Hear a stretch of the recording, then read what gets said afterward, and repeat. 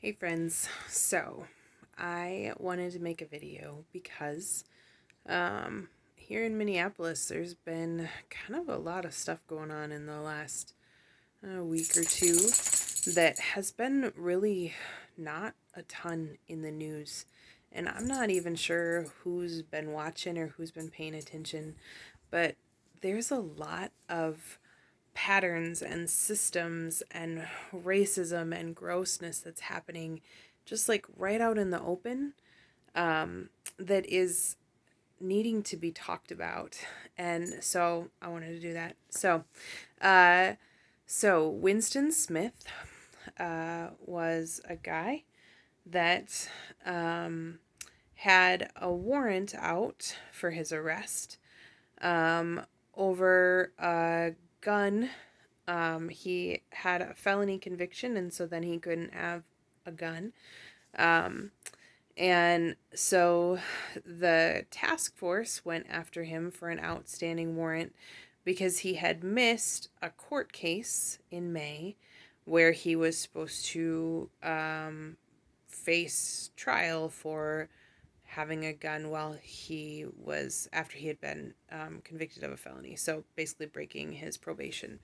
Um, Now, I watched a video the other day of him talking a few days before he was killed, about that charge. And he was talking about how, like, he didn't have a gun, he didn't own a gun, he didn't hold a gun, but there was a gun on someone else in his vicinity. It sounded like maybe, he got picked up with a friend that had a gun or something like that. And he's like, and they want to send me away for 4 years because a gun was around me at some point, even though I didn't shoot anybody, I didn't hurt anybody.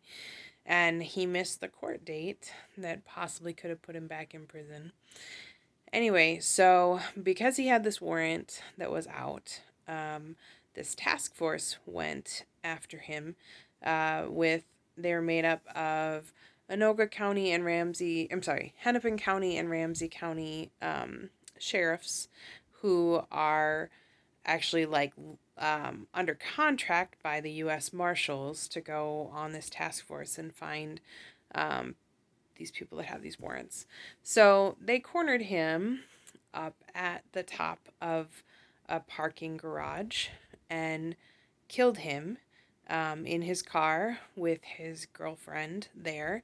And there is no video from the police. The police were not wearing body cams. There's no dash cam video. They say that there's no video, like, from the actual parking garage, like, security footage or anything. That seems to be something that many people do not believe to be true, but that is the story that's out there. After he was killed, the first stories that they told the media were that he was a murder suspect that they were trying to chase after he killed someone, which was blatantly untrue. And yet, the Star Tribune, our local newspaper, ran that. Pretty much no questions asked. They just in this last week have printed an apology for doing that, because as soon as he dies, like, the thing that the police push out as fast as they can is that he is a person that deserved to die, right? That he's this awful murderer. He wasn't.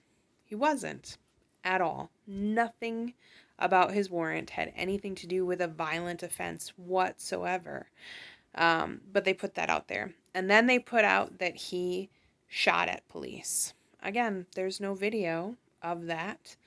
There's no way for us to know that. But the woman who was in the car with him said she never saw a gun in the entire time that they were together, in the entire time that they were in the back and forth with police. She's like, there was no gun. So, and she said that to the media with her lawyer present, knowing full well that if she's giving false statements out there with a lawyer, I doubt that he's going to tell her that's a good call. But she did. She came forward to say, I didn't see a gun. That didn't happen. So here we are with this man who's been murdered by, again, government officials who have no accountability.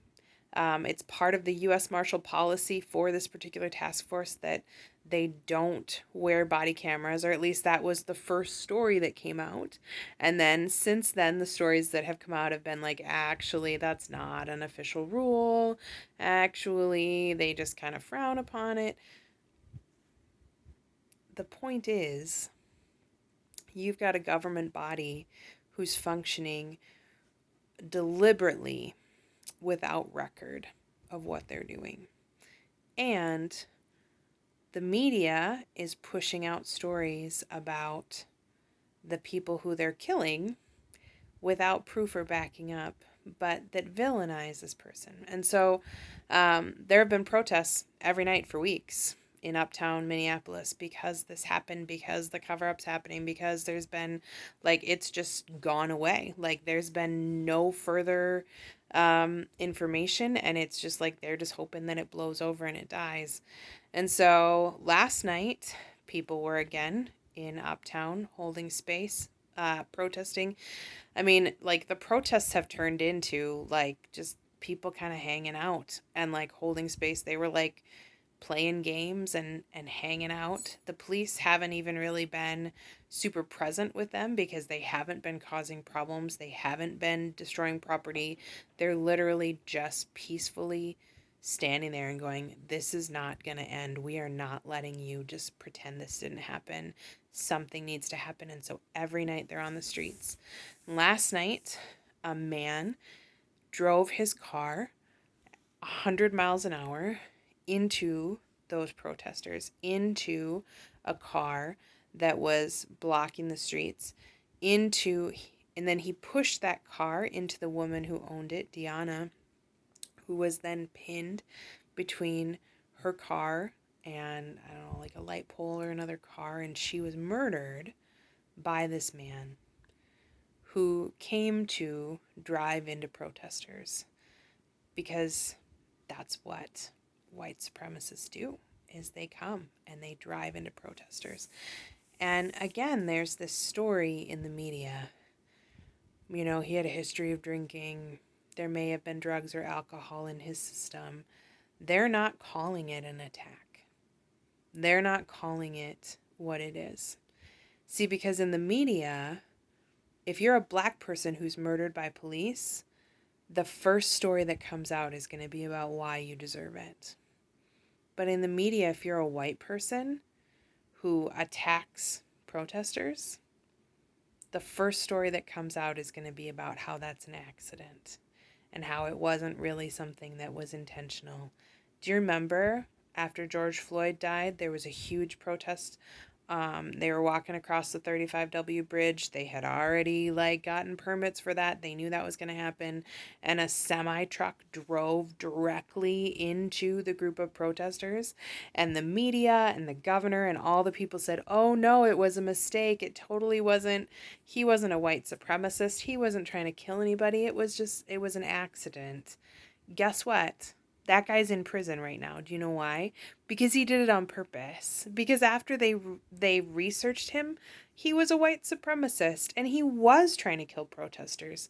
I don't know if you heard that story, because that came out months later after it had blown over, when people weren't watching anymore.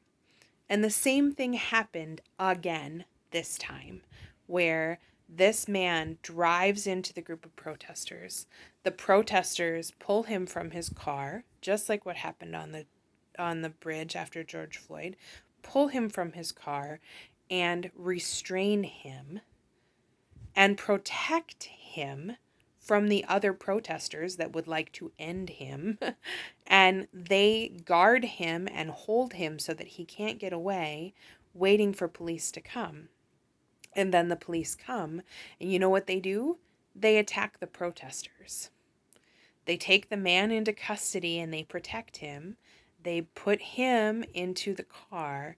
And then after George Floyd, they maced just people. They maced. You could see the video of them just, like, going after protesters and pinning them to the ground with mace and, like, dispersing the crowd. Even though they had protected this man and waited for police to come, police came, protected the man who had tried to murder them, and then maced the crowd. And the same thing happened again. They had protected this man and held him for police. Police showed up and started swearing at and threatening to mace and threatening to arrest the crowd if they did not disperse, even though they had just been violently attacked by this man. And guess what? This man was not hit by police. He was not shot. He was peacefully taken into custody without issue, which is not something that they have been able to do with unarmed black people. It's not something they're able to do with peaceful protesters. I was watching a video today of the protesters standing behind the police line trying to yell at the police and go, "We want you to take our statement. I watched this happen. I watched him kill her. I want you to take my statement." And the cops are going, "Get out of here or we're going to mace you." They won't even take the statement of the witnesses because they hate the protesters so much that they will protect the man who just murdered them. And they don't protect the protesters. I posted a video last week of police slashing tires of the protesters and then giving them a dispersal order so that if they don't disperse within 10 minutes, they will be arrested after they have just slashed the tires. They slashed the tires accidentally of a business owner in the area who wasn't even protesting. She was like in her business doing business, and they cut her tires because they were on the street. Like, there is a lot of nonsense happening. And a lot of you probably don't even know that it's happening. It's not making the news. And when it is making the news, it's not making the news in the way that's real and that's actually happening. And I think that the big thing that I'm worried about, the big thing that really hurts my heart, is that this man who drove into these protesters probably thinks that he's a patriot. He probably thinks that it is his patriotic duty to get these people out of the streets. And there's this idea out there that protesters are somehow un-American, that protesters are somehow unpatriotic, and those that would attack people who are protesting are the ones who actually love the country. But here's the thing, the way that democracy works, the way that America is supposed to work, is that you get to speak truth to power. We're not an authoritarian government. That's how democracy works. It's of the people, by the people, for the people. So when the people are being killed by government agents who have no accountability, the people get to take to the streets. In fact, the people should, because that's our job, because it's our government. It's our streets. And if we're in the streets and people are killing us, the people killing us are not patriotic. They're authoritarian. They want the people to just shut up. They want the people not to have the right to life, liberty, and pursuit of happiness. They think that it's okay for the government to kill you as long as they're wearing a badge, as long as they're blue, because those lives matter more than the lives that they take. That's not patriotic. That's not loving America. That's not Founding Fathers Constitution stuff, actually. That's the opposite. When authoritarian dictator governments come in and shut down protests like they do in China, like they do in all of these other spaces where you're not allowed to come out into the streets when injustice happens. Like, if you think that it's cool to drive a car into peaceful protesters to teach them a lesson,